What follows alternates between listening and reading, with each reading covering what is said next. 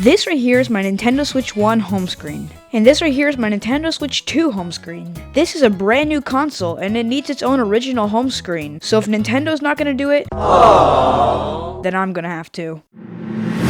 So I'm gonna be spending the next 20 minutes photoshopping a Nintendo Switch 2 home screen to make it better. 3, 2, 1, go. I started off by struggling to find where Google was on my computer that I've had for 4 years now. Photo P, shortcut here. Okay, now files. I then struggled to find the Nintendo Switch 2 home screen picture file. Are you serious right now, bro? Drag that into here. Okay, boom.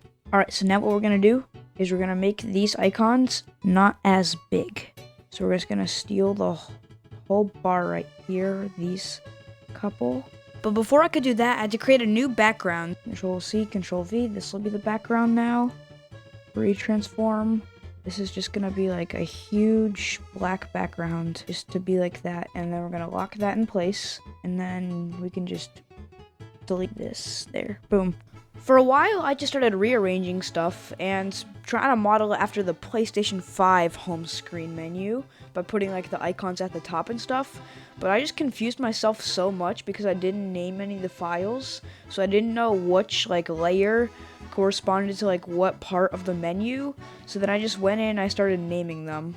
This is why you have to organize your files. If you're ever photoshopping a Nintendo Switch 2 home screen, you gotta make sure to remember what layer is what. Not that most of you are gonna be photoshopping Nintendo Switch 2 home screens. Okay, so we're gonna move the games, edit, retransform up like this. However, what I'm gonna do though is I essentially just moved the Donkey Kong Bonanza text to the bottom of the icon.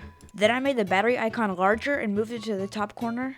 Then I did the same thing, both the time and Wi-Fi icons. So what I'm gonna do is, once again, something that PlayStation does, I'm sorry, I really like it, is when you hover over the game, it gives you like a little bit of a preview of it. So what I'm gonna go ahead and do is search up Donkey Kong Bonanza and find images of it. Let's see. Yeah, it's a cool part or like clip or screenshot of Donkey Kong, and we're just gonna go ahead and copy that, go here, paste. We're gonna put this like, or actually, yeah, so we're gonna lower the opacity a little bit, and I think we're gonna put this on top. Okay, yeah, this is the look that I was going for. Maybe even put it a little bit lower. Okay. So basically, this makes it look like that when you're hovering over the game, it gives you like a little bit of a preview for it, which I think looks quite nice, if I do say so myself. But still, we're missing like the bottom of the screen. It's really barren right here, and I'm trying to think what we could potentially do for that.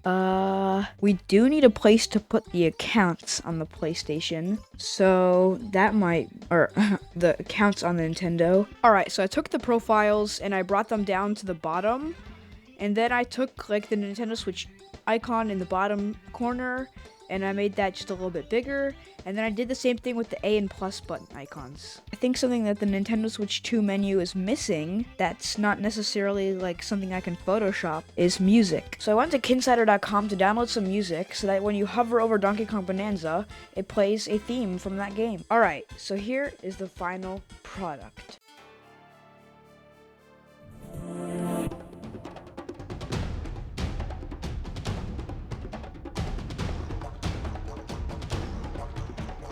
If you guys liked my new design for the Switch 2 home screen, make sure to leave a like. And if you have some connections with Nintendo, then I would appreciate you showing them this.